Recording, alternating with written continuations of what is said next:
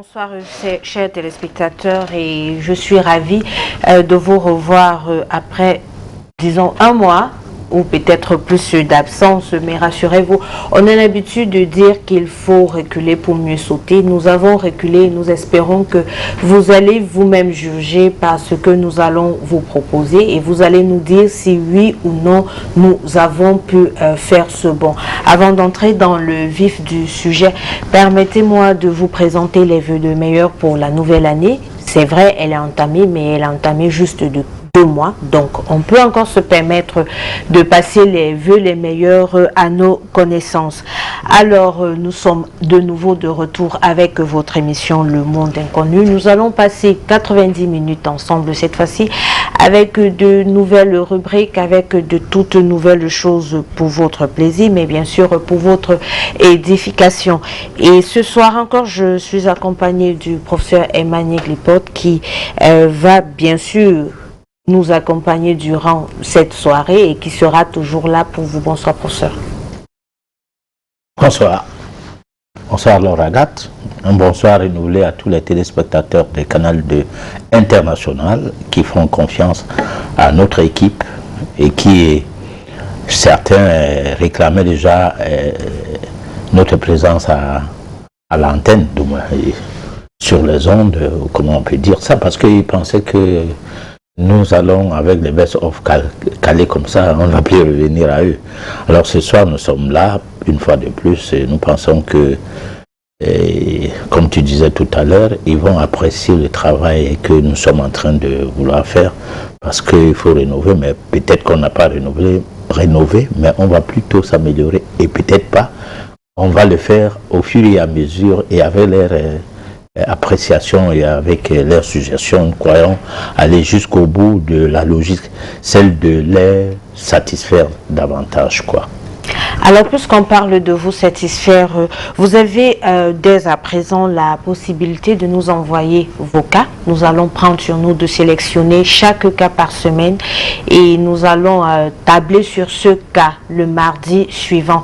C'est là l'une des nouveautés que nous vous apportons pour votre émission parce qu'on on voudrait que vous soyez plus actifs, plus participatifs pour la construction de votre émission. Ce soir, on va vous présenter la chronique, bien sûr, comme d'habitude avec le jeu de questions-réponses. Vous aurez ensuite une réflexion qui sera réellement réflexion. Il ne s'agit pas pour nous de tirer des conclusions pour vous, mais ça sera à vous de tirer des conclusions à la suite de ce que vous allez voir et de ce que vous allez entendre.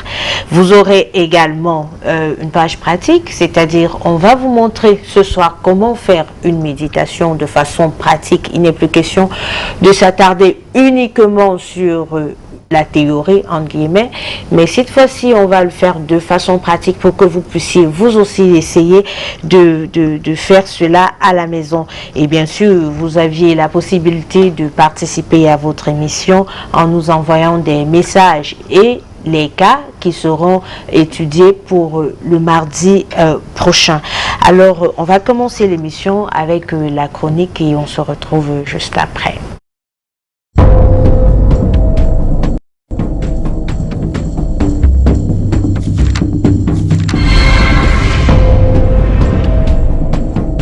Méditation comme solution aux problèmes de la vie.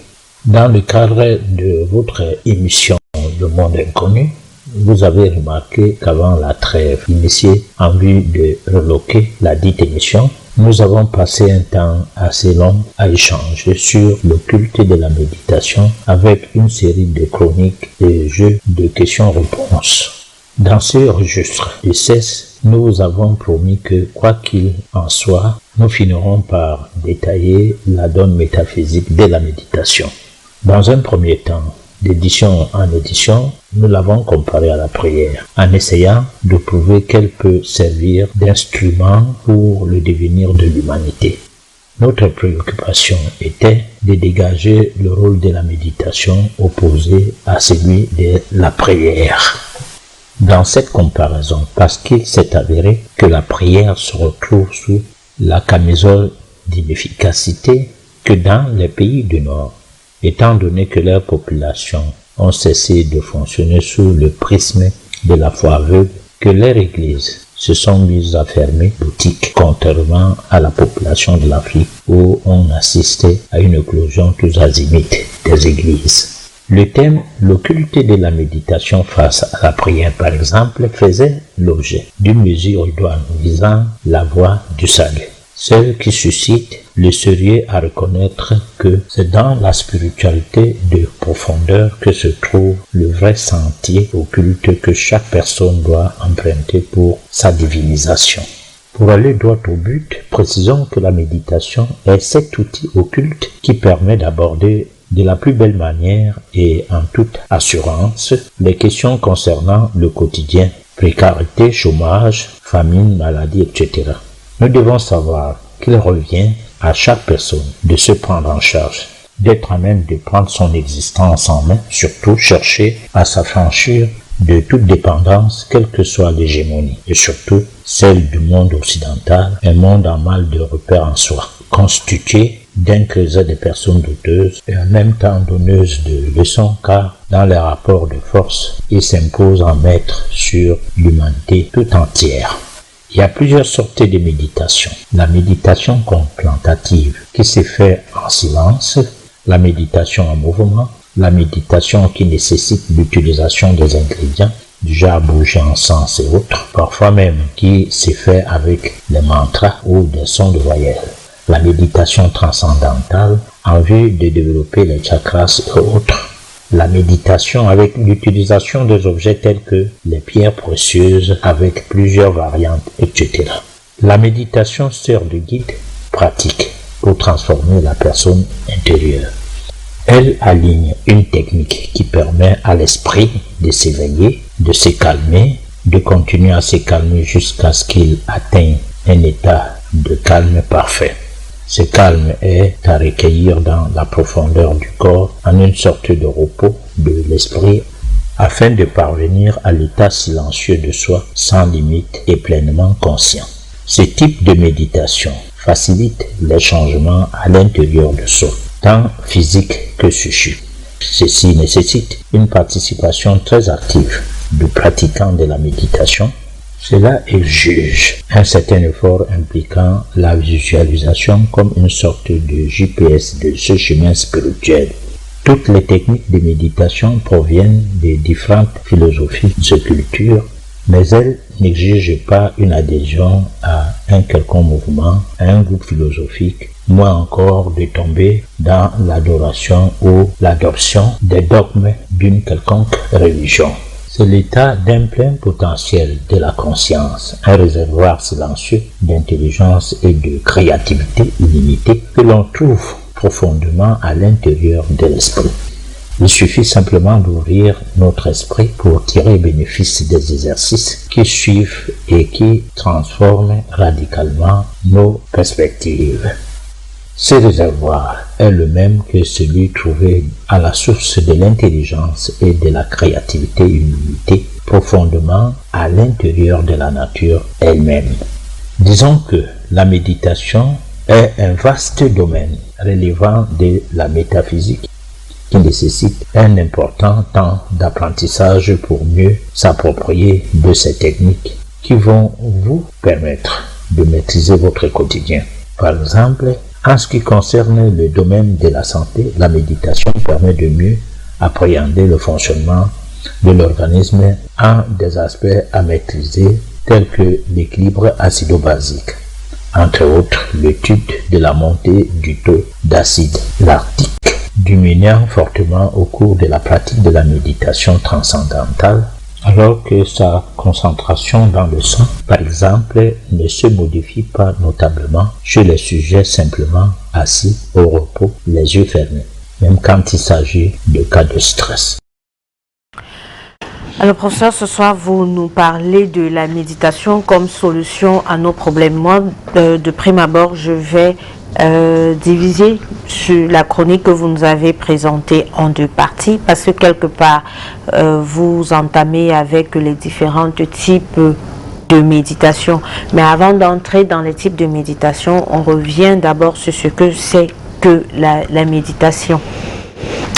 Oui, disons qu'on a promis On a fait un travail de plusieurs éditions sur l'occulté de la méditation face à la prière, l'occulté de la méditation face à une pandémie, tellement il y avait à dire par rapport à l'actualité que nous nous sommes perdus dans le labyrinthe de contradictions relevant de la médecine officielle et relevant aussi d'un certain nombre de choses qui nous ont amenés à s'intéresser à l'actualité, parce que en fait l'homme ne doit pas être confiné, parce que personne n'a le droit sur un être humain jusqu'à décider sur ce qu'il doit faire ou ce qu'il ne doit pas faire, ne fût-ce qu'un État ou, je sais pas moi, les politiques qui gèrent le monde.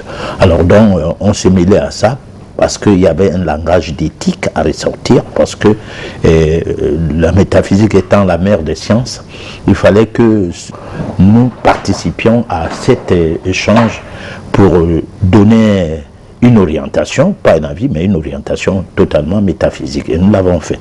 Alors aujourd'hui, nous pensons que l'actualité ne sert plus à grand-chose, puisque tout le monde a compris la supercherie qui était cachée derrière tout cela, que nous revenons donc sur les pas de la promesse. On a promis à nos téléspectateurs et à ceux qui font confiance à l'émission, quand on fait la leur, que nous allons parler de la méditation. Et nous pensons que la méditation, à côté de la prière, il y a un problème à relever.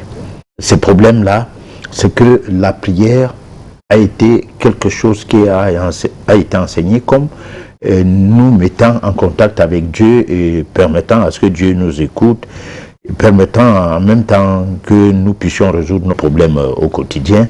Et tout cela, il faut réviser la position, parce que qui nous a dit que la prière, Dieu l'écoutait?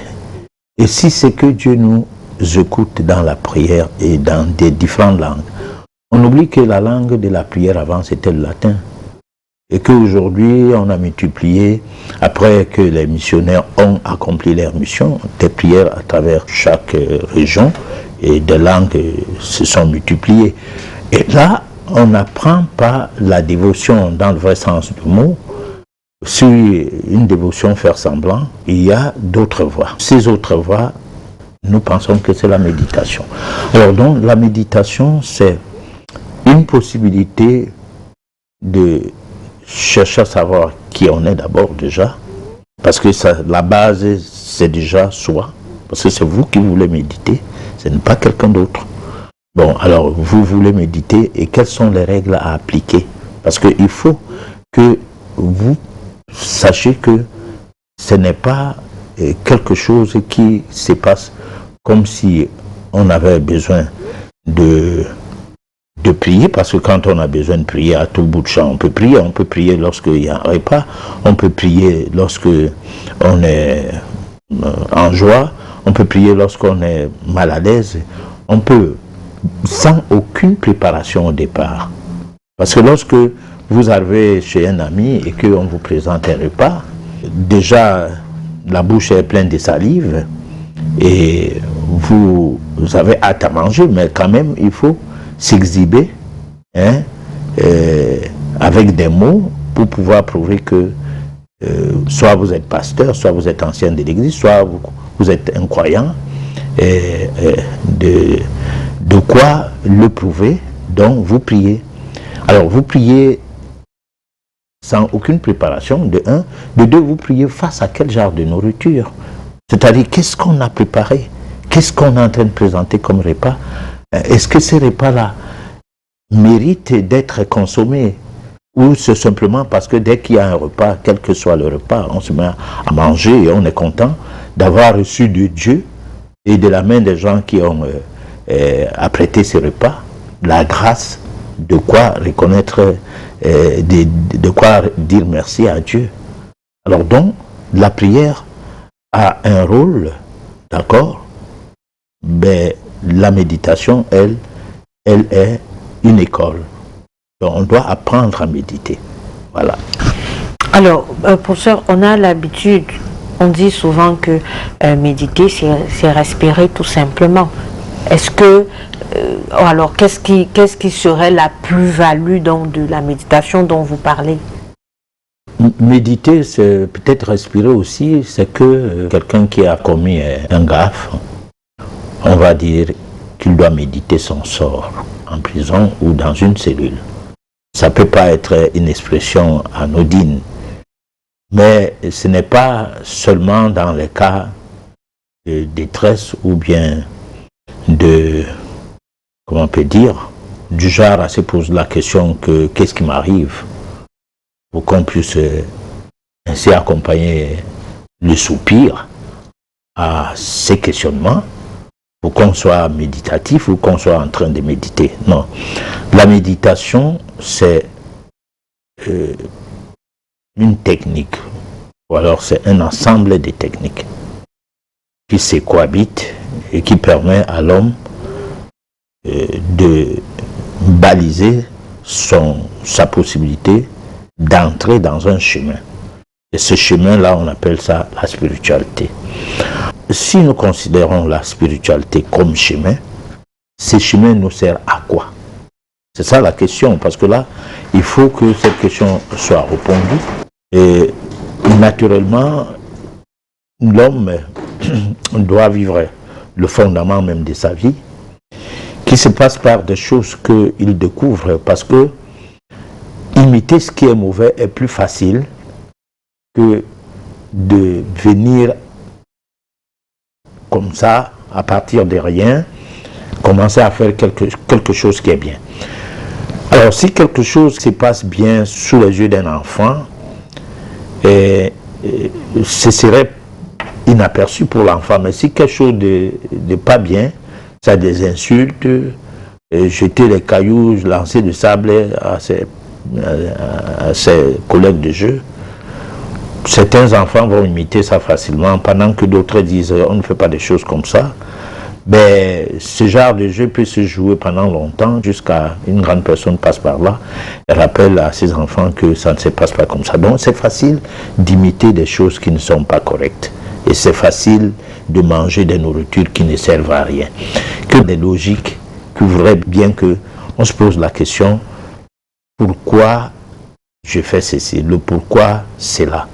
On ne se poserait jamais de questions du genre sans que cela ne soit possible. Donc qu'est-ce qu'on ne soit possible à travers un apprentissage? C'est comme si faire quelque chose du bien s'apprend et faire quelque chose du mal ne s'apprend pas. C'est-à-dire c'est comme si c'était inné. Alors donc on comprend que l'évolution spirituelle d'une personne suit dans un chemin. Ce chemin, certaines personnes qui sont des vieilles âmes n'ont pas besoin de s'inspirer forcément sur ce qui se passe avec leur environnement, parce que leur environnement ne leur propose rien. Au contraire, c'est ces personnes-là qui proposent des choses à leur environnement, parfois très mal comprises. C'est-à-dire leur comportement fait en sorte que, pour finir, elles sont même marginalisées. Bon, donc la méditation, c'est pas le fait de regretter un sort seulement. C'est le fait même d'entrer dans le col qui permet d'avoir, ou bien qui permet d'en faire un outil qui va servir de véhicule pour aller dans le chemin qu'est la spiritualité. Et ce chemin qu'est la spiritualité, on y va pour faire quoi? Pour se diviniser. Parce que l'homme est appelé à ce qu'il évolue et qu'il devienne divin. C'est ce que les autres pensent de ce que serait le paradis, l'opposé de l'enfer. Voilà. Alors pour ça, vous aviez défini la méditation comme étant un ensemble de techniques qui nous mènerait vers la spiritualité. Alors parlons de cette technique-là. Technique, quand vous parlez de technique, je suppose que c'est technique plurielle, c'est-à-dire plusieurs procédures. Alors ces procédures-là, ce sont lesquelles? Bon, alors plusieurs procédures, c'est d'abord la prise en compte le fait que vous avez à redimensionner votre vie. C'est-à-dire que vous commencez à aller vers des techniques de méditation. La première technique, c'est de la prise de conscience, parce que ces techniques ne sont pas telles qu'on va faire la mathématique de quoi, je ne sais moi, ou bien on sera garagiste pour dépanner un moteur, ou on va faire de l'informatique sur je ne sais pas quoi. Mais c'est des attitudes à afficher. On pourra bien développer cela au fur et à mesure du fait que ce soir nous parlons de la généralité. La première chose, c'est de se rendre compte qu'on est un être vivant, comme tous les autres. La première chose, c'est d'enlever dans sa tête que d'autres gens sont plus importants que soi. C'est de mettre dans sa tête que tous les gens sont nécessaires d'être ensemble, de se compléter, de faire ensemble, de voir les choses dans le sens à pouvoir élever la collectivité, parce que se mettant ensemble, l'union fait la force, et d'aller au-delà d'une simple vision de l'amour du prochain, mais de l'amour de tout ce qui existe. C'est-à-dire que d'intégrer la logique que tout ce qui existe pour quelque chose. Quand bien même il faut bagarrer avec les moustiques, les cafards, les souris, de fois des êtres d'une nuisance extrême, il faut se dire que si les souris sont avec nous, elles ne le sont pas pour rien. Si les moustiques nous accompagnent toutes les nuits avec leur musique, ce n'est pas pour rien. Si les cafards viennent vers nous, ce n'est pas pour rien. C'est à nous de voir, est-ce qu'on leur donne la possibilité de vivre ailleurs ou de vivre avec nous? Parce que le tout ne serait pas de vouloir, de les en vouloir, mais le tout serait de chercher à savoir pourquoi ces créatures-là nous aiment ou aiment nous côtoyer. Alors, donc, la base de la méditation part sur le principe même de la reconnaissance du fait que tout ce qui existe n'existe pas pour rien. Alors, en commençant par soi, bien sûr, parce que on dit bien la vraie charité commence par soi-même. Bon, moi je dis en commençant par soi, pourquoi? Parce que vraisemblablement, il y a des gens qui n'existent pas sans leur pasteur, qui n'existent pas sans leur prêtre, qui n'existent pas sans leur professeur d'université, qui n'existent pas sans leur médecin, qui n'existent pas sans leur avocat, qui n'existent pas sans. Alors, c'est que nous ne pouvons pas faire un monde à part. Chacun de nous a besoin de l'autre. Et chaque personne, dans son rôle, doit rester collectif, c'est-à-dire doit se poser la question pourquoi il est appelé à jouer ce rôle-là. Et les personnes qui sont demandeurs peut-être pas de service, pour ne pas aller comme si c'était des affaires, mais qui sont demandeurs de secours, d'un coup de main, que ce soit dans le domaine médical, que ce soit dans le domaine juridique, que ce soit dans n'importe quel domaine, ces personnes-là qui doivent rendre ces services doivent se dire que elles aussi ont besoin des services des autres.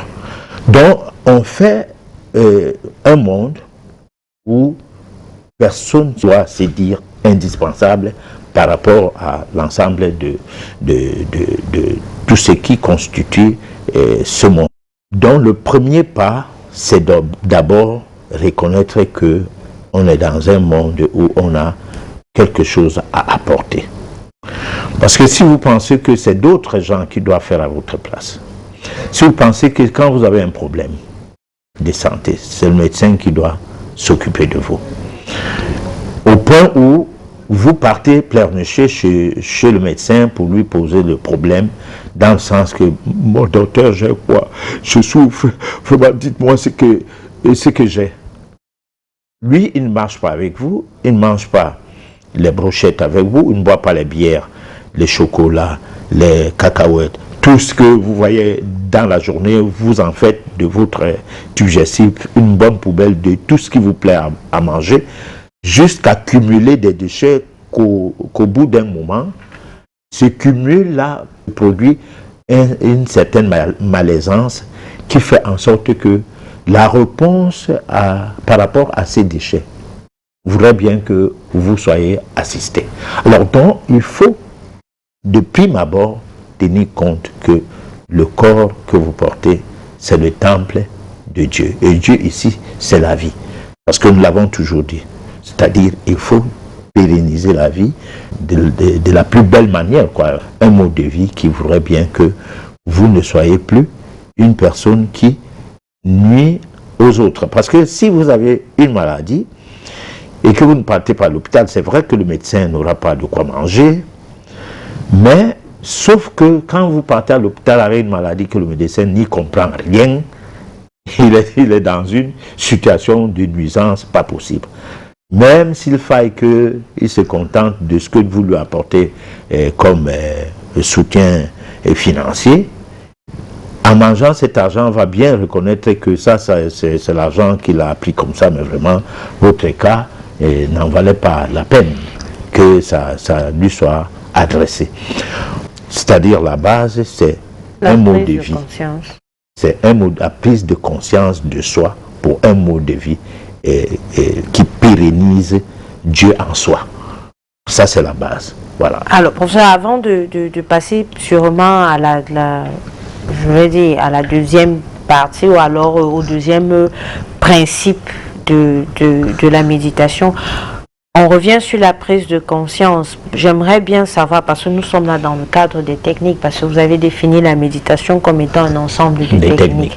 Alors, la prise de conscience, j'aimerais bien savoir, ça se fait, si on peut s'amuser à dire, en combien de temps? Parce que, je prends un exemple, il est 22 heures ou bien 23 heures par là, je veux aller me coucher, mais j'aimerais bien faire une méditation, alors j'aimerais bien méditer avant de m'endormir. Alors, il faut d'abord que je prenne conscience, je ne sais pas, apparemment c'est ce qu'il faut d'abord faire. Donc, je le fais en combien de temps? Non, là, ça ne peut pas marcher comme ça. D'accord, ça fonctionne. Sauf que si cela ne prend pas une dimension métaphysique. Parce qu'on peut faire de la méditation ce qu'on fait de la prière. C'est-à-dire, il n'est pas interdit que quelqu'un dise qu'il médite alors qu'il est en train de prier. Ce n'est pas interdit. Ça devient un aspect, comme diraient les gens qui étudient la langue française, question de sémantique. Donc vous n'êtes pas en train de vouloir méditer, mais vous êtes en train de vouloir prier. Là, on quitte la table après avoir mangé, et on entre dans la chambre, on médite, et puis on dort. Ça, c'est pas la méditation. L'autre là, c'est la prière. Parce qu'il faut bien baliser. Le problème de la méditation, c'est quelque chose qui se prépare dans le temps et dans l'espace. C'est-à-dire, ce soir, on a commencé une émission qui parlait de la méditation. Que les téléspectateurs de l'émission Le Monde Inconnu ne soient pas étonnés que mardi prochain, on y revienne avec un autre, du moins un pas de plus. Parce que on peut bien expliquer la méditation en une émission, puisque l'émission là c'est 1h30, c'est donc beaucoup du temps à pouvoir accorder à ce que c'est que la méditation. Donc les gens pourront bien prendre note. Mais je dis ceci, la méditation c'est quelque chose qui fait partie de ce qui permet à ce que notre vie se spiritualise au point qu'on devienne les divins. Par contre, la prière n'est pas cela. La prière, c'est une demande qu'on adresse à une certaine divinité imaginaire par rapport à un problème ou par rapport à du fait que c'est plus dans le sens de l'adoration, hein, et qu'on adore son Dieu, entre guillemets, puisque dans le christianisme, Jésus-Christ, ou bien chez les musulmans, Allah, et chacun étant convaincu que son église ou sa religion est la meilleure.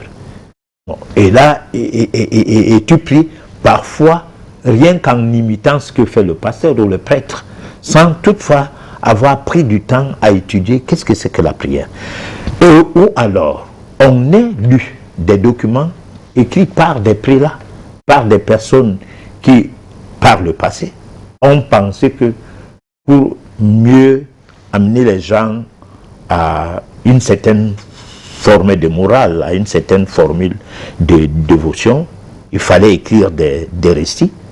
Et c'est la prière comme ça. C'est comme il y a des chants qui ont des tas de livres dans le christianisme où tous ceux qui se veulent chrétiens de cette obédience-là chantaient ces chants sans toutefois croire à ce qu'ils chantent. Ils chantaient seulement comme les bébés chantaient l'hymne du Cameroun, où les mots qu'on prononce ne sont pas exactement les mots qu'il faut, mais l'hymne est chanté.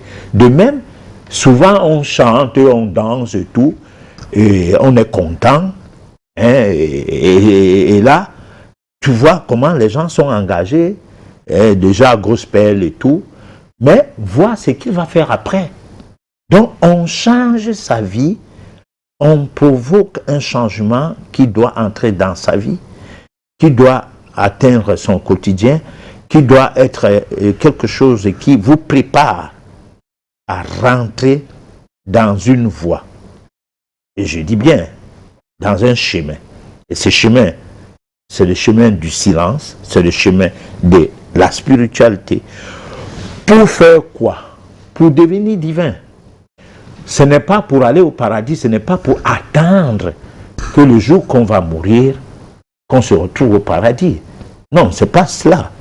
C'est un travail qui s'élabore en soi, par soi, et qui fait en sorte que le temps de la méditation ne sera plus le temps où je vais finir de manger, je vais dormir, je fais d'abord ma méditation. Non. On sera méditatif tout le long de la journée. Et cela va nous épargner des actes de commérage, la calomnie, les sujets qui ne sont pas intéressants pour notre évolution spirituelle. Ça va nous conduire plutôt à nous élever spirituellement et provoquer en nous des vibrations électromagnétiques susceptibles d'apporter de la lumière autour de nous. C'est à peu près cela. Donc c'est quelque chose qu'on prépare des années. C'est-à-dire, si quelqu'un, c'est la première fois qu'il entend parler de la méditation, made in métaphysique, c'est-à-dire le genre de la métaphysique, qu'il sache que ce soir, qu'il doit commencer à chercher à connaître la méditation. Il y a plein de propositions sur la toile, tout comme il y a des informations, il y a les fake news, il y a ci, il y a ça. Maintenant, à chacun de savoir qu'est-ce qu'il fait de tout ce qu'on peut lui proposer. Mais nous, dans le cadre de cette émission, nous disons la méditation, ce n'est pas quelque chose que dès que tu as vu une technique, alors tu l'appliques directement sans que tu aies eu à préparer ton être intérieur, ton Dieu en toi, à prendre contact avec le chemin que tu es en train de vouloir emprunter. Alors, professeur, vous avez dit que la méditation métaphysique ne serait pas du genre, après avoir fini de manger, on va dans la chambre, on va méditer. On a toujours cette image pour quelqu'un qui médite, qui s'assoit en lotus, qui se retire, s'assoit en lotus, et puis bon, il fait ce qu'il fait, parfois on change, je ne sais pas trop, mais est-ce que d'après vos propos, est-ce que cela veut dire que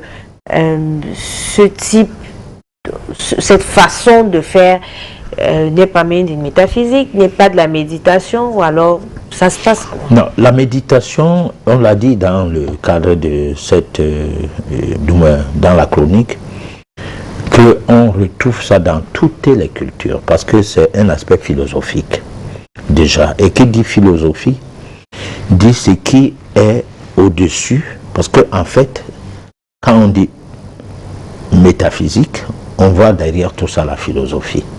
Bon.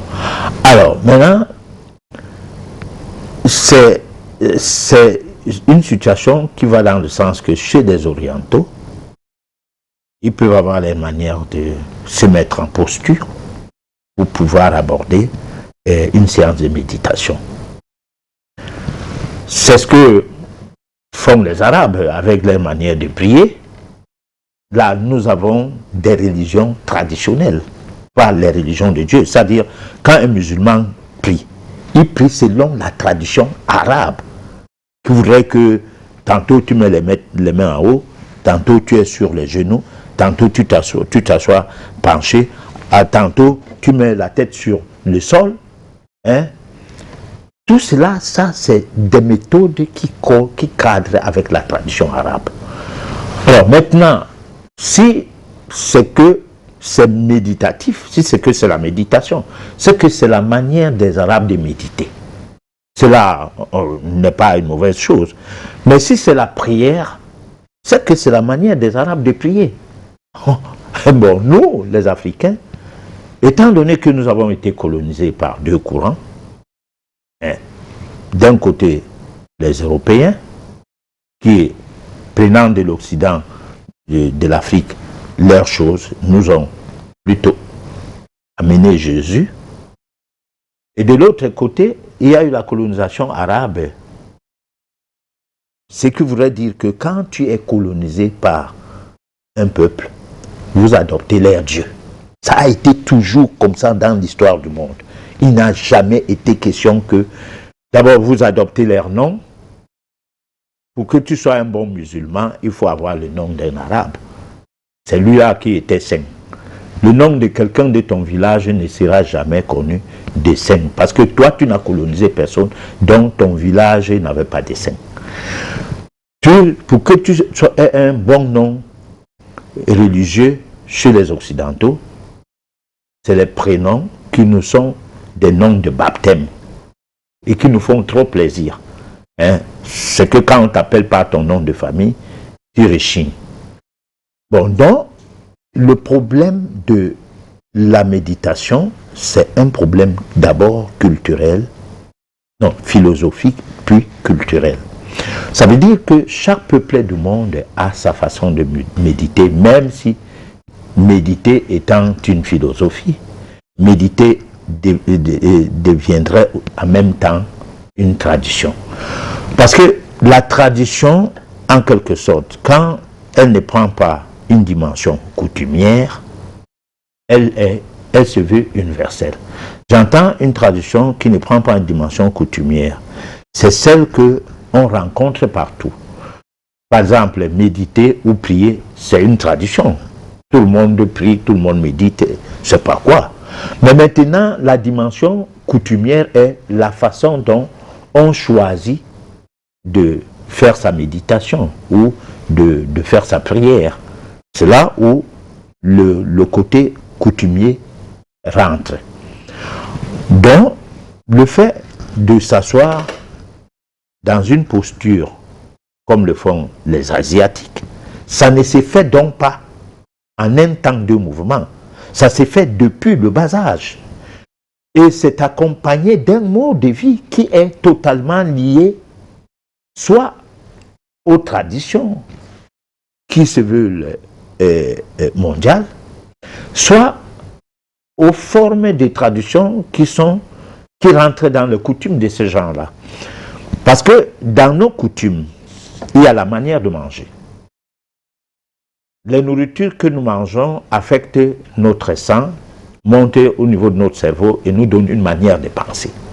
Nous ne pouvons pas avoir les mêmes manières de penser que les Asiatiques, qui ne mangent pas les mêmes choses que les Africains.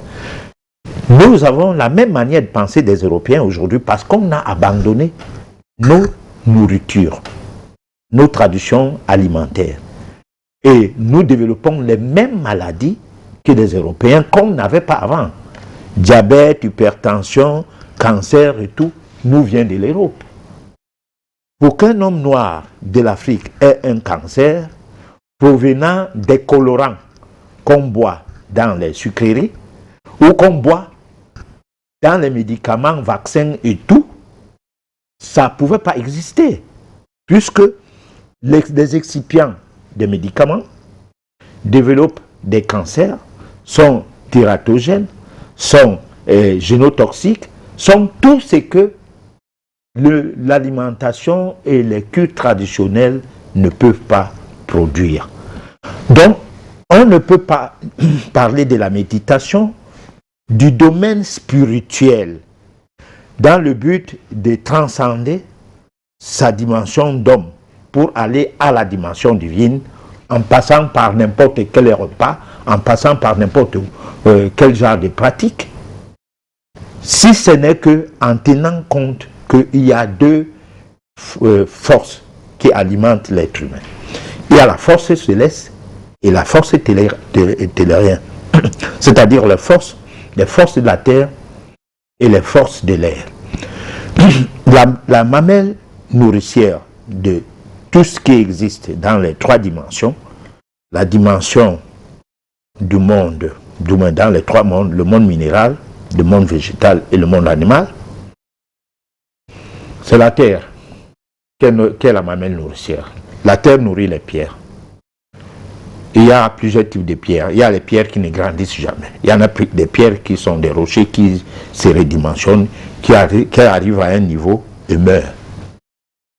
Et malgré leur durée de vie, ça s'effrite, ça redevient la terre, ça se refait, ça reprend les bases de leur départ. Les plantes, la même chose. L'homme qui est du rein animal, la même chose.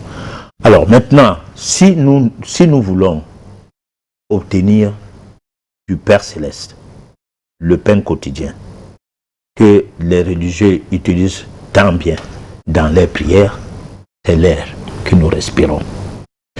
Alors, maintenant, nous ne prions pas de la mère terre qui doit faire que nos entrailles, notre sang, nos corps, nos os, tout cela soit purifié par les aliments que elle, la mère, prépare pour nous. Nous sautons dessus pour aller dans les usines, s'alimenter par rapport à des choses qui se voudraient diaboliques si jamais le diable existait. Hein? Construit de l'imagination de l'homme, non dans le but d'aider les gens à évoluer spirituellement, mais dans le but de gagner de l'argent. Donc la méditation, c'est quelque chose de très très sérieux qu'on ne peut pas prendre au pif, ou bien parce que tu vois quelqu'un méditer et qu'il soit de l'Asie, tu crois que c'est arrivé du jour au lendemain comme ça. Non, c'est des choses qu'ils ont mis des millénaires à préparer dans leur pratique, quoi. Alors, pour ça, après la prise de conscience, qui est la base, la première technique, la seconde serait laquelle? Alors, la seconde, maintenant, c'est de savoir pourquoi on médite. Parce que on peut vouloir méditer simplement parce qu'on n'a pas de travail. On peut méditer parce qu'on est malade. On peut méditer parce que la précarité, on est pauvre. On a besoin d'argent, on a besoin de mieux vivre. Hein? Tout cela, ça devient quelque chose de très très mystérieux quant à savoir si vous avez atteint le niveau qu'il faut pour commencer à méditer pour la santé, à méditer pour la nourriture, pour l'argent, pour avoir l'époux ou l'épouse. Parce que ça, c'est des étapes qui doivent être du genre qui évolue avec l'évolution atteinte par le biais du fait que la méditation a été minutieusement étudiée et que maintenant dans l'ensemble des techniques que cela se propose, vous savez à quel moment utiliser telle technique pour pouvoir faire telle ou telle chose. Parce que là maintenant on va entrer dans d'autres techniques, parce que lorsque tu as déjà préparé ton corps à la méditation, tu obtiens tout ce dont tu as besoin. Tu n'as pas besoin forcément de cibler tes besoins. Bon, je m'explique davantage. Si on médite pour la spiritualisation de soi, tout ce dont on a besoin vient seul. Mais si on médite parce qu'on est malade pourquoi? Peut-être parce qu'on a mal mangé. On est malade pourquoi? Parce que peut-être on a un problème héréditaire. Ou peut-être parce que c'est un problème congénital. Ou peut-être parce que c'est un problème d'ignorance de certaines choses, hein, de sa vie qui nous seront révélées. Hein. Parce que par exemple, si à plus d'une fois, on l'a dit dans cette émission, si on a causé du tort à autrui et on s'en est fichu en disant on se fout, à un moment donné, on ne peut, étant donné qu'on ne peut pas cracher en l'air et que cela tombe, ne tombe pas, ne retombe pas, et que ça retombe sur son visage, il faut bien savoir nettoyer son visage sans s'en plaindre. Donc, je pense que là, parlant de la méditation, c'est un domaine très très crucial pour la vie de l'homme. Parce que lorsque nous parlons vie ici, nous parlons de la dimension même de Dieu en nous. Parce que là, nous sommes dans le vitalisme pur et dur. Voilà. Alors, donc, s'il faut résumer, on aurait la prise de conscience, les raisons pour lesquelles on arrive à méditer, et puis on peut commencer à méditer, il n'y aurait pas autre chose en termes de technique. Bon, si par exemple vous êtes malade et que vous faites, comment je peux dire, vous faites l'introspection pour savoir qu'est-ce qui vous a rendu malade. Là maintenant, votre méditation passe dans le sens qu'il vous soit révélé comment payer la faute ou que vous retrouvez l'équilibre qu'il vous faut. Bon, donc tout cela, je pense que on va illustrer ça progressivement parce que là, on va aller dans le sens même de cibler à quel moment méditer, par rapport à quel sujet peut-on méditer et tout. Mais ce soir, je reste dans les généralités. Pourquoi? Parce que je voudrais que c'est-à-dire, je martèle le fait que la méditation n'est pas une prière. Je veux marteler ça. Parce que cela serait nécessaire pour la suite. Voilà. Alors on va proposer la réflexion à nos téléspectateurs et puis on va revenir pour la suite du jeu de questions-réponses.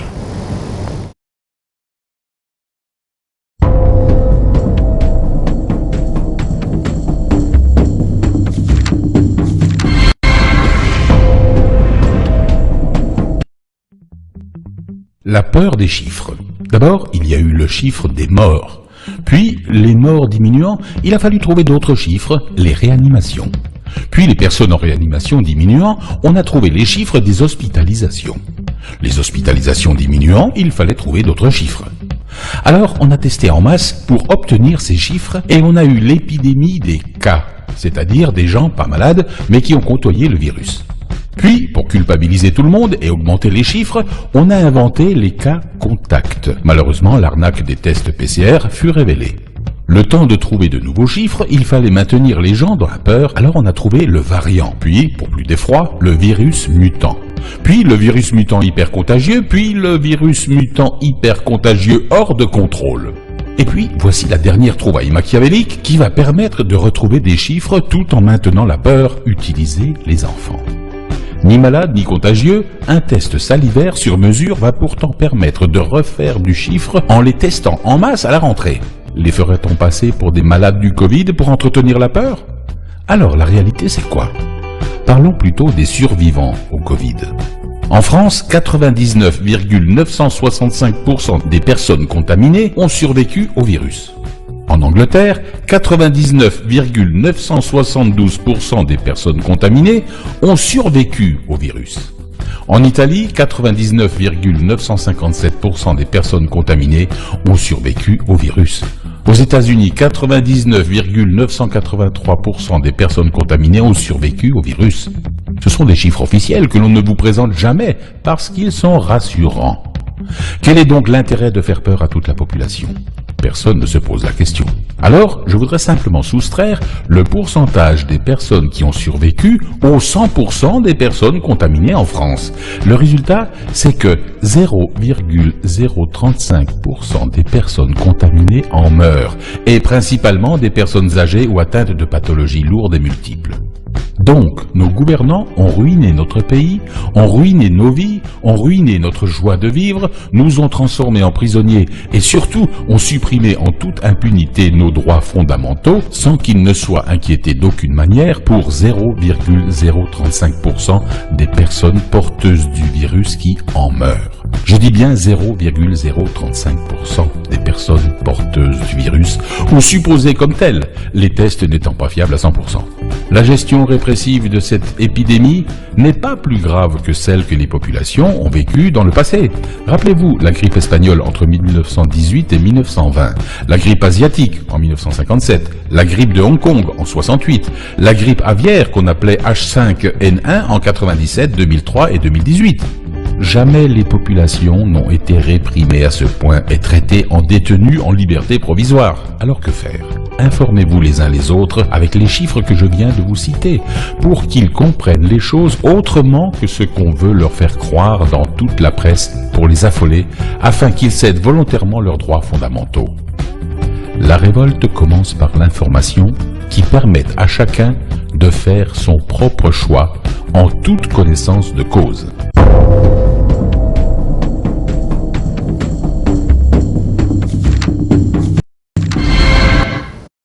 Alors, puisqu'on parle des chiffres en Afrique du Sud, par exemple, nous avons eu 1 492 909 cas, mais les 1 391 cas, 155 personnes ont été guéries, 48 094 décès, soit un pourcentage de 3,22%.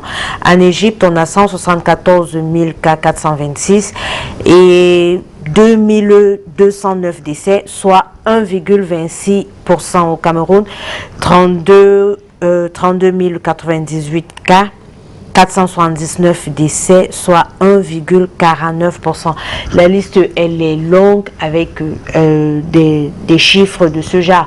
Pas pour dire que on ne fait pas attention à ceux qui sont décédés, mais pour vous faire comprendre que si on inverse les choses, on se rendrait compte que la maladie, peut-être elle est là, mais elle ne fait pas autant de dégâts qu'on veut nous faire croire. Alors, à bon entendeur, salut, tout ce que nous voulons, c'est que chacun tire la conclusion. Professeur, vous avez quelque chose à dire par rapport à ça? Bon, mais moi, je dirais que depuis quand on comptait les morts? Parce que chaque morgue est pleine de morts. Et on ne nous dit pas qu'est-ce qui les tue souvent. Pourquoi on a commencé à compter les morts? Quel est le but à atteindre? C'est difficile de trouver un hôpital où il n'y a pas de morts dans la morgue. Bon, la grippe en France, Didier Raoult disait que la grippe de 2015 a fait plus de morts que 2015-2016, quelque chose comme ça, a fait plus de morts que Covid. La grippe de 2017-2018. Voilà, a fait plus de morts que Covid. Pourquoi faire du bruit avec quelque chose qui, pour finir, on ne dit pas des chiffres qui sont vrais, on essaie de dramatiser les chiffres. C'est pour atteindre quel objectif? Parce que ça, en fait, la dramatisation des chiffres, parce que même les chiffres de l'Afrique, l'Afrique du Sud, et tout ça, c'est des chiffres qu'on dramatise. Si on peut voir, au fait, bon, en dehors de ce que nous apprenons, que certains produits, quand on les consomme, sous prétexte que ça doit te soulager de fait que, étant une personne qui est venue tout simplement chercher à savoir son statut Covid, c'est-à-dire tu dis bon mais comme je marche comme ça, il y a des tests qui se passent quelque part, il faut que je les fasse parce qu'on ne sait jamais. Souvent on nous raconte que les bien portants sont les malades qui s'ignorent. Et puis tu te retrouves dans une situation où on dit ah mais dis donc mais tu es positif. Et puis directement on te donne des produits et demain tu en meurs. Bon, tu meurs. Et on ne dit pas que tu es mort de ces produits-là, on dit que tu es mort de Covid. Donc il y a plein de choses comme ça. Nous ne savons pas quoi dire, mais nous révélons certaines de ces choses qui sont vraies pour que les gens prennent conscience de comment mener leur vie. Voilà.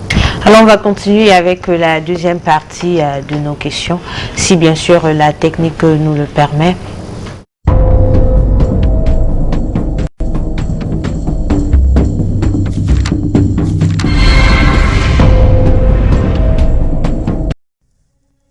Aujourd'hui, on va parler méditation. Je vais partager avec vous 5 raisons de méditer, puis on verra comment s'y prendre en expliquant où méditer, que faire de votre corps, à quoi penser, combien de temps ça doit durer et à quelle fréquence méditer. Pourquoi méditer? Jonathan Haidt, qui est reconnu pour être l'un des plus grands intellectuels de la planète, a écrit un livre très intéressant qui s'appelle L'hypothèse du bonheur. Et voici ce qu'il nous dit. Imaginez que vous lisiez un article à propos d'une pilule qui, prise une fois par jour, réduirait votre anxiété et accroîtrait votre bien-être. La prendriez-vous? Imaginez maintenant que cette pilule ait de nombreux effets secondaires, tous positifs. Augmentation de l'estime de soi, de l'empathie et de la confiance, elle améliorerait même la mémoire. Imaginez que cette pilule soit entièrement naturelle et ne coûte rien. Maintenant, vous la prendriez? Cette pilule existe. Il s'agit de la méditation. C'est pas incroyable? On va regarder ça un peu plus en détail. La première bonne raison de méditer, c'est que la méditation renforce votre esprit. Des recherches récentes ont montré que notre cerveau est plastique, c'est-à-dire qu'il est très flexible. Chaque pensée qu'on a est capable de remodeler notre cerveau. C'est ce qu'on appelle la neuroplasticité. Quand on médite, ce qu'on va faire, c'est qu'on va entraîner notre attention. On pourrait parler de musculation du cerveau. On va gagner du contrôle sur le contenu de nos pensées. L'objectif est de vous aider à prendre du recul et à observer vos pensées pour qu'elles aient moins de contrôle sur vous. Si on devait faire une métaphore, ça serait la différence entre être dans la machine à laver et à être secoué dans tous les sens, et être calmement assis à l'extérieur à regarder dans la machine à laver. Ça va vous permettre de vous calmer et de gagner en clarté et en efficacité. Cet exercice va déclencher un flux de sang dans votre cortex préfrontal, qui est la partie de votre cerveau responsable de votre volonté, et donc développer une volonté plus forte. Des recherches récentes ont prouvé que la méditation pouvait modifier l'expression de nos gènes, ce qu'on appelle l'épigénétique. Pour faire simple, c'est notre ADN, donc la base de notre composition physique, qui est modifiée par notre environnement, mais surtout nos habitudes alimentaires, sportives et dans ce cas-là par la méditation. La quatrième raison de méditer est que ça va vous rendre plus intelligent. Il a été prouvé par une étude d'Harvard que de courtes séances quotidiennes de méditation pouvaient littéralement développer votre matière grise, à la fois dans l'hippocampe, qui est la zone du cerveau responsable de l'apprentissage et de la mémoire, et dans d'autres structures liées à la conscience de soi, la compassion et l'introspection. En parallèle, on observe une réduction de la matière grise dans l'amygdale, qui est une zone du cerveau qui joue un rôle significatif dans la création du stress et de l'anxiété. Et enfin, cette pratique va permettre de renforcer votre système immunitaire. Le fait de se concentrer sur des idées positives va favoriser un système immunitaire performant. Comment méditer? Pour commencer, essayez de trouver un moment de la journée où vous pourrez intégrer cette nouvelle pratique. Il est prouvé qu'il est plus facile de créer une nouvelle habitude quand on la réalise à la même heure tous les jours. Pour ma part, je fais ça en me levant le matin pour bien commencer ma journée. Où méditer? Étant donné que c'est un exercice pour l'esprit, vous pouvez méditer à peu près n'importe où. Cherchez simplement un endroit où vous serez sûr de ne pas être dérangé ou être interrompu. Pour la position, assurez-vous que vous êtes assis confortablement. À moins que vous soyez habitué à être assis par terre, il est conseillé de s'asseoir sur une chaise. Asseyez-vous avec vos bras et vos jambes décroisés, les pieds bien à plat sur le sol et avec vos mains posées sur vos cuisses. Gardez votre dos bien droit mais pas tendu pour autant. Vous pouvez vous mettre un petit coussin dans le bas du dos si c'est plus confortable. Combien de temps dois-je méditer? Rappelez-vous bien de ce point-là. La durée de la méditation a moins d'importance que la fréquence. On recommande en général 10 à 20 minutes, mais le plus important c'est de méditer fréquemment. Que faire pendant la méditation? Il existe 3 méthodes répandues. La première est tout simplement d'écouter de la musique. Choisissez une musique qui vous met de bonne humeur, asseyez-vous confortablement et détendez-vous. La deuxième méthode consiste à focaliser son attention sur sa respiration. C'est la forme la plus répandue de méditation. L'idée est de concentrer toute votre attention sur l'air qui rentre et qui sort de votre corps. Ce que vous allez rapidement remarquer, c'est que des pensées vont commencer à apparaître dans votre esprit et le distraire de cette tâche pourtant simple. Quand vous remarquez que votre esprit s'éparpille, refocalisez simplement votre attention sur votre respiration. C'est tout à fait normal d'avoir ce genre de difficulté au début. Une technique efficace pour vous aider à rester concentré est de compter 1 pour l'inspiration, 2 pour l'expiration jusqu'à 10, puis recommencer. Chaque fois que votre esprit s'égare, reprenez le compte où vous en étiez. Enfin, une dernière méthode consiste à suivre une méditation guidée, et c'est selon moi la meilleure méthode pour commencer. Vous avez par exemple l'application Petit Bambou sur smartphone qui est super bien faite et qui est gratuite.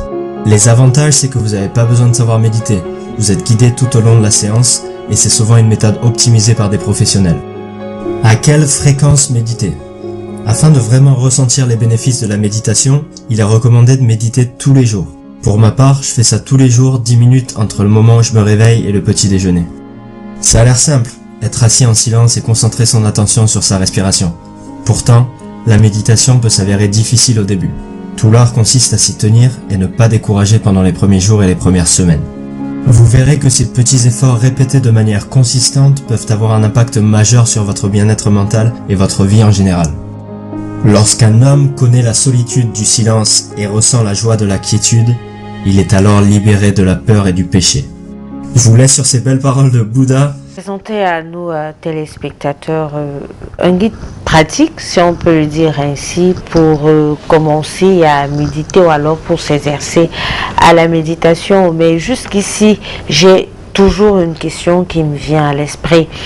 Tout à l'heure, on a vu la possibilité, question de s'asseoir confortablement, mais le plus souvent, quand on parle de méditation, c'est toujours la forme lotus. Mais non, la méditation mène une métaphysique. Quelle serait la posture pour cette méditation? On a mis l'élément là exprès. Comme je disais tout à l'heure, qu'il y a des éléments que nous allons nous-mêmes choisir pour les téléspectateurs qui sont pressés de commencer avec la méditation. Là, à aucune fois, il a parlé d'une préparation, peut-être seulement psychologique, mais d'une préparation de la personne qu'on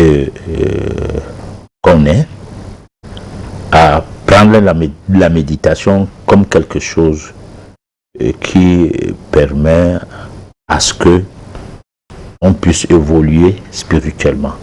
C'est pourquoi je parlais de la méditation physique dans la méditation. Parce que il y a plusieurs propositions qui peuvent être à offrir au grand public et chacun va faire de ces propositions ce qu'il peut en faire. Ça sera toujours bien parce que quelque chose aura changé dans la manière de vivre. Parce que si par exemple, on nous dirait que pour méditer, il faut faire une ampoule de couleur, d'une certaine couleur, mais le plus souvent de la couleur rouge, à un coin du mur de votre chambre, et que chaque fois que vous voulez méditer, que vous voulez commencer à vous entraîner à la méditation, vous vous asseyez même sur votre lit et vous avez votre interrupteur au niveau de vos pieds, vous allumez cette ampoule et vous vous concentrez sur cette ampoule aussi longtemps que possible, à ne voir que l'ampoule, à ne penser que la lumière de l'ampoule et à ne recevoir que les rayons de lumière de cette ampoule. Alors là, ça vous fidélise à ne pas avoir plusieurs idées à la fois ou plusieurs pensées à la fois lorsque vous pensez faire une méditation. Donc il y a plein de choses qu'on peut mettre en pratique pour essayer de redimensionner son cerveau, parce que en fait, pourquoi le cerveau? Puisque c'est le cerveau qu'on a formaté, c'est le cerveau qu'on nous a qu'on utilise lorsqu'on prie. On réfléchit par rapport au cerveau, on essaie de voir les choses du monde par rapport à son cerveau et tout. Il faut maintenant que la bête qui est devenue le cerveau soit domptée. Et pour pouvoir dompter cette bête, il faut canaliser les énergies à l'inverse de ce que le cerveau a l'habitude de percevoir comme, disons, approche de la vie. Parce que le cerveau, c'est quoi? C'est que pendant que tu es en train de prier, tu penses au dernier repas. Hein, les enfants qui pleurent. Si tu penses à quelque chose, par exemple, ton enfant n'est pas avec toi, tu penses que tu l'as laissé malade hier, qu'est-ce qu'il est devenu, tu penses à tout, tu penses comment tu es dans un supermarché, hein, donc comment tu as oublié d'acheter telle chose quand tu étais au supermarché, tu penses à toutes ces choses-là. Et à un moment donné, ça distrait complètement le travail de méditation que tu dois faire. Alors que lorsque on veut aussi dompter le cerveau, on ne doit pas manger certaines choses. Parce que si vous mangez des choses qui donnent des difficultés à digérer, bon, prenons même le cas simple, la flatulence, c'est-à-dire les gaz intestinaux, peuvent nous accompagner pendant qu'on fait l'exercice respiratoire, c'est-à-dire qu'au lieu de respirer, se sentir à l'aise avec la respiration, on est en train de sortir les gaz par la bouche, par l'anus, et remplir les odeurs autour de soi. Je crois que il faut donc une préparation. Voilà. Alors, pour ça, vous avez parlé de la méditation contemplative, des différentes méditations qui existent, alors qu'on puisse faire la méditation contemplative en mouvement et celle qui nécessite l'utilisation des ingrédients. Par rapport à la vidéo que nous venons de présenter, on parle de rester dans un coin suffisamment calme, on ne peut pas être dérangé. Est-ce que dans ce cas, on pourrait parler d'une méditation en mouvement? Parce que je crois qu'on dit mouvement, il faut sûrement être en train de marcher ou bien en train de bouger. Non, je pense qu'on peut faire des méditations. Si par exemple vous êtes un chauffeur de camion et que vous faites la ligne Douala, le Cameroun, le Tchad, ou c'est pas le Cameroun, Congo, Cameroun, ou vous faites France, c'est pas quoi, et que vous devez faire cette ligne presque sans arrêt, et que vous vous êtes assigné de méthodes de méditation qui voudraient que plusieurs fois dans la journée vous puissiez méditer.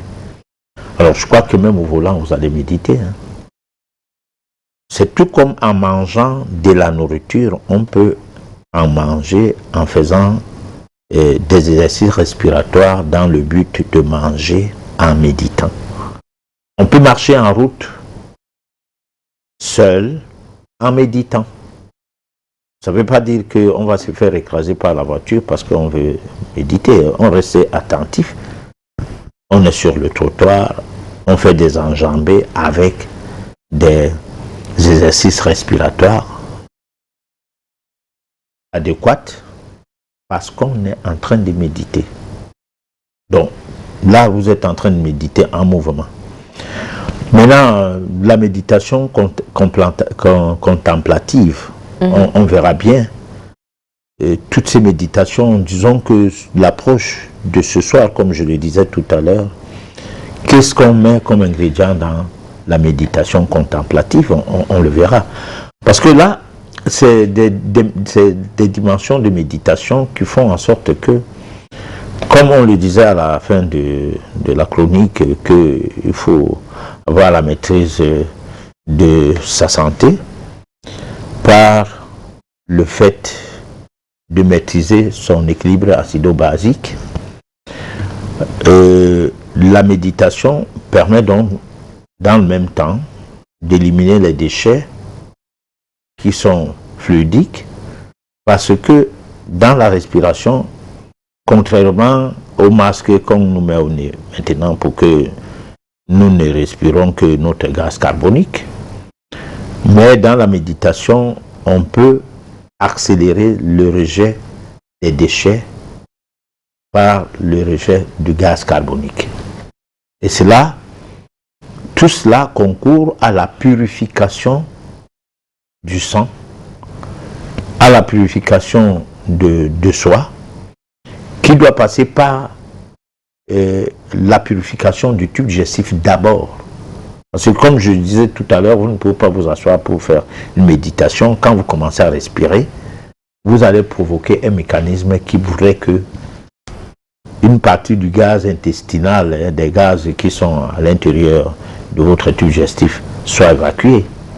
Parce que les exercices respiratoires parfois vont jusqu'à provoquer l'élimination des déchets pour quelqu'un qui est constipé. Alors ces mécanismes jusqu'à pouvoir ressortir les déchets de soi ne peut que pas être les déchets disons solides, mais aussi des déchets gazeux. Parce qu'il y a dans les déchets tout genre de déchets. Et c'est ça qui fait partie des gaz intestinaux. Voilà. D'accord. Alors, on a la question qui revient toujours, et je me dis que sûrement avec d'autres éditions, on pourra comprendre réellement comment méditer, parce que jusqu'ici, on se pose bien la question de savoir, est-ce que la vidéo qu'on a présentée tout à l'heure nous parlait d'un timing qui, certes, était au choix de tout un chacun, mais qu'il fallait quand même observer un certain temps pour le faire. Et j'ai envie de dire ici, il faille qu'on soit tout le temps dans la méditation. À quoi servirait donc d'avoir un timing pour pouvoir méditer? Non, on est tout le temps dans la méditation, comme on est tout le temps à penser du bien par rapport à soi, par rapport à son entourage. C'est un état d'esprit d'abord déjà, qui pour moi, c'est le début de la méditation. Son début doit se passer par un certain état d'esprit qui rend son esprit pur. Donc on est à la recherche de la pureté d'esprit. Parce que la méditation voudrait à ce qu'il y ait une transformation de la personne intérieure. Et cette transformation de la personne intérieure permet à l'esprit de s'éveiller. Donc, nous n'avons pas de chance à croire que les choses vont se passer simplement. Je dis tout à l'heure que plusieurs techniques peuvent être proposées, mais du point de vue métaphysique, les techniques sont proposées en tenant compte que la méditation fait partie de ce qui élève l'esprit et qui permet que la transformation de l'homme ne s'efface pas seulement comme ça se passe dans le développement personnel, hein, où on n'a plus peur. On n'a plus peur de la précarité. On entre dans le monde des affaires. On peut aller défendre les dossiers d'affaires et tout. Ici, on n'est plus dans la précarité spirituelle qui fait en sorte que la pratique de la méditation vous élève au-dessus de tout ce qui est physique et vous amène vers ce qui est métaphysique. Étant donné que c'est de l'irréel que naît le réel, c'est-à-dire s'il n'y a pas le soufflet de vie, il n'y a pas de bébé. Alors on ne saurait dire que la métaphysique est quelque chose qui doit se faire à la légère. Voilà. D'accord. Donc, pour ça, je crois qu'on a fait le tour, mais j'aimerais quand même, avant qu'on ne prenne les messages des téléspectateurs, est-ce que à la fin, soit, je sais pas, des émissions traitant de la méditation, on pourra être capable d'intégrer cette activité dans nos vies sans toutefois avoir l'impression de faire un exercice, je vais dire comment, une activité physique qui prend un certain temps pendant une durée, il faut une certaine tenue et autres. Est-ce qu'à la fin de tout ça, on pourra... Nous allons baliser. Parce que pour faire la méditation, il faut en faire un cours. Au cours de l'émission, nous allons faire des efforts, puisque l'émission se veut éthique, puisque l'émission se veut éducative, puisque l'émission tient à former la masse à une éthique de vie. C'est le but de cette émission. Nous allons faire ce peu que nous pourrons, et les gens qui nous suivent vont faire ce qu'ils pourront. Parce que n'oublions pas que nous avons des réactions, pas toujours des réactions des critiques, quoi, mais aussi des réactions des personnes qui disent que grâce à votre émission, je change ma façon de vivre. Je ne mange plus comme je mangeais avant, je ne me soigne plus comme je me soignais avant, je ne fais plus les mêmes choses que je faisais avant. Alors nous allons continuer dans cette lancée, parce qu'en fait c'est le cours de métaphysique que nous donnons gratuitement au cours de cette émission Le Monde Inconnu. Il n'y a pas meilleur cours de métaphysique gratuit à dépasser ce que nous faisons. Parce que dans un premier temps, on essayait de faire des émissions avec débat à l'appui.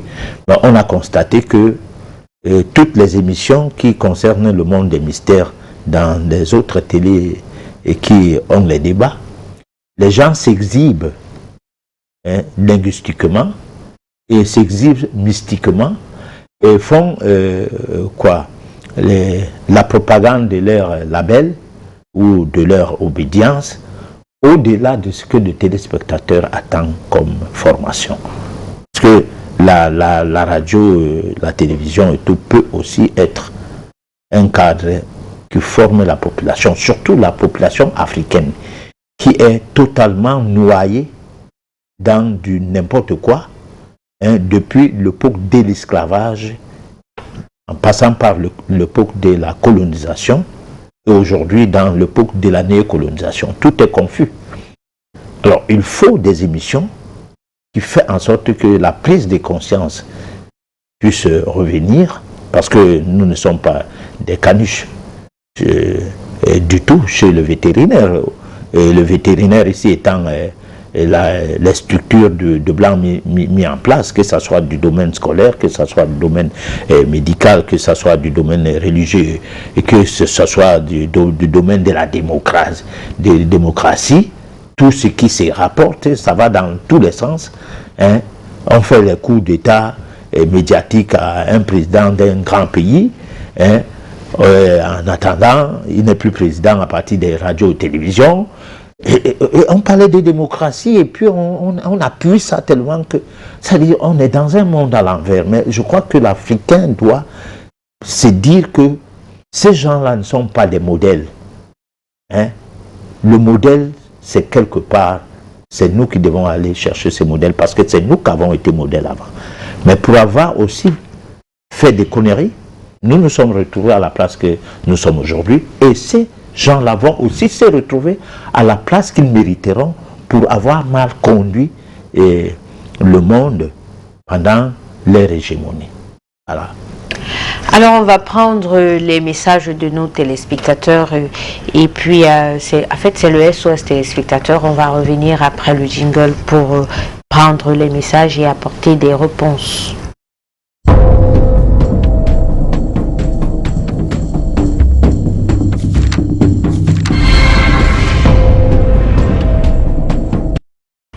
Alors, le premier message, devrait-on dissocier méditation et prière? Bien sûr, la méditation n'est pas là pour demander à Dieu, à un certain Dieu imaginaire, quoi que ce soit. Non. La méditation nous donne la possibilité de faire fonctionner notre être intérieur, qu'on peut bien appeler l'âme, et l'amener d'un point à un autre. Voilà. Alors, Innocent de Figuil voudrait savoir si la méditation a un rapport avec l'envie, et puis est-ce que la méditation permet de mettre en rapport la conscience, l'esprit et le cœur? Oui. La méditation permet de redimensionner l'être dans ses différents corps et d'en faire un seul pour du vrai. pas un seul pour du faux, parce que là où nous sommes, on ne sait pas si nous avons combien de corps. On ne les ressent pas. On sait qu'on a un corps, c'est celui qu'on soigne. Lorsqu'on est malade, on t'injecte, on boit quelque chose. C'est celui qu'on habille, on se lave, on fait une toilette parfois extravagante avec des cils et des sourcils de 5 mètres de longueur en haut et en bas. Et on est étonné que on meurt aussi.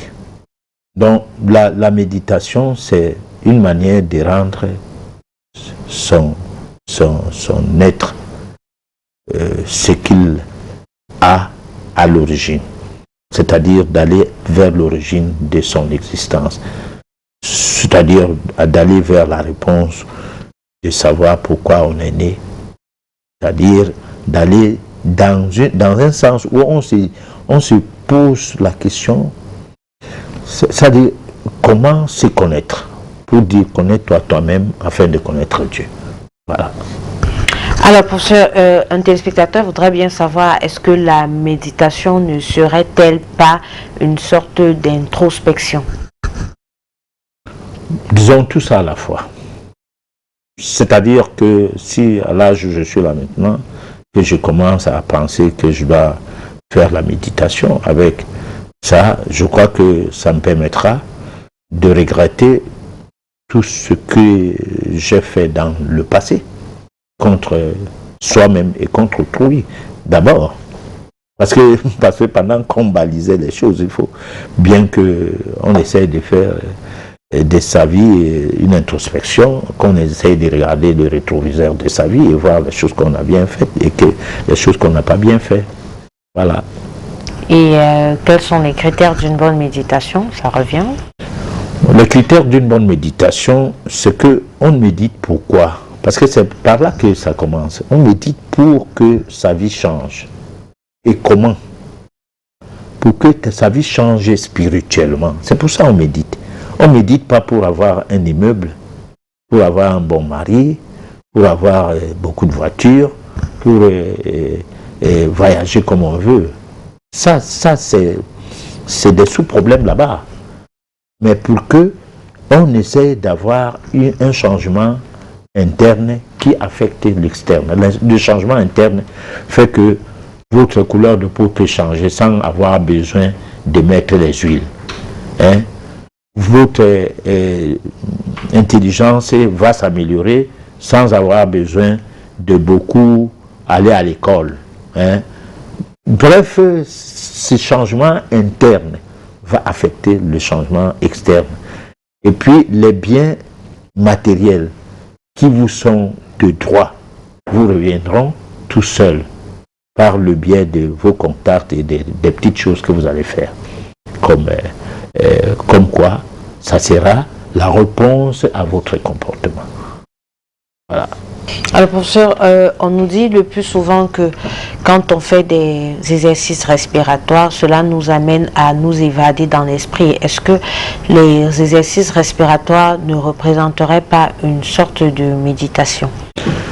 Oui, à nous évader, bon, disons que à nous évader parce que si nous faisons les exercices respiratoires en désordre et sans avoir pu circonscrire le pourquoi nous les faisons, là ça peut être comme si c'était une évasion. Mais plutôt quand on fait les exercices respiratoires avec un but à atteindre, à force de les faire, bon, ça marche. Par exemple, vous pouvez devenir un voyant, parce qu'il y a une différence entre un voyant et un clairvoyant. Vous pouvez devenir un voyant quand vous maîtrisez la respiration. Parce que lorsque vous posez une question, vous avez besoin de réponses à partir des supports, vous calez votre esprit sur la question. Le support donne une réponse juste. Mais si vous posez une question, le support que vous utilisez n'est pas en consonance, ne vibre pas avec votre question, avec votre état d'esprit. Parce que pendant que vous posez la question, vous devez utiliser la respiration, qui sera le fil conducteur vers le support. Et là, la manière dont le support, si c'est les courriers, la manière dont ça va tomber, la réponse est indiscutable elle est juste. Mais si, pendant que vous posez une question, il vous vient dans l'esprit quelque chose d'autre, ça dans la pensée, quelque chose d'autre, la réponse ne peut pas être juste. Voilà. D'accord. Alors là, je crois qu'on va mettre ça dans les cas. La méditation est-elle un moyen de purifier son corps? Bien sûr, mais je dis et je répète qu'on ne peut pas arriver à une bonne méditation si on n'a pas eu envie à ce que on soit pur. Et la pureté commence par le mot de vie qui englobe tout. Nous avons fait une série d'émissions sur l'alimentation spirituelle. Ces émissions, on les faisait pour préparer les téléspectateurs et qui nous suivent à la méditation. Donc on ne va pas tout le temps revenir sur des choses qu'on a faites comme ça simplement parce que ça risque d'être qu'on ne dit que la même chose. Voilà. Alors pour ça, s'il fallait conclure cette émission ce soir. Alors s'il fallait conclure cette émission ce soir, c'est que les gens comprennent que comme nous avons promis qu'on va travailler sur la méditation, nous le faisons ce soir comme nous avons essayé de faire ça ce soir comme une émission générique concernant la méditation. Alors, sans doute, la prochaine édition, on va devoir entrer un peu dans les détails de la méditation en ciblant un certain nombre de points, mais tout en restant dans la logique qu'en métaphysique, la méditation ne se fait pas comme ça se ferait de manière anodine, c'est-à-dire pris au pif comme ça, on commence à méditer. Parce que n'oublions pas que ceux qui veulent méditer aujourd'hui, c'est ceux qui veulent sortir de la prière. Donc, ça sera une copie-collée, mais qui n'aura pas de sens. Voilà. Alors, pour résumer un peu ce qui s'est passé ce soir sur notre plateau, on a deux choses à comprendre. Méditer, c'est d'abord commencer par prendre une prise de conscience, voilà, par faire une prise de conscience de ce qu'on est, de ce qu'on a à faire sur cette terre, de ce que sont les autres autour de nous, de ce que serait, pourquoi pas, la nature, du moins, de l'importance de tout un chacun, que ce soit l'animal, la plante, le caillou, l'importance de tous ces éléments-là autour de nous et bien sûr notre mission à nous auprès de ce monde-là. La deuxième chose, la deuxième règle pour commencer à préparer sa méditation, c'est surtout de savoir le pourquoi, d'avoir des raisons fondées, mais n'oublions pas que la méditation a pour but de nous diviniser, donc ça devrait en principe être le guide, le leitmotiv de notre méditation et puis le reste suivra. Donc voilà en fait les bases de la méditation made in métaphysique. Nous vous avons proposé une vidéo qui vous donnait déjà des petites astuces pour commencer à vous exercer avec cet exercice à la maison, dans vos bureaux, bref, dans votre milieu de vie. Nous allons continuer à vous apporter d'autres éléments la semaine prochaine à la même heure et sur la même chaîne. D'ici là, je vous souhaite de passer une agréable soirée.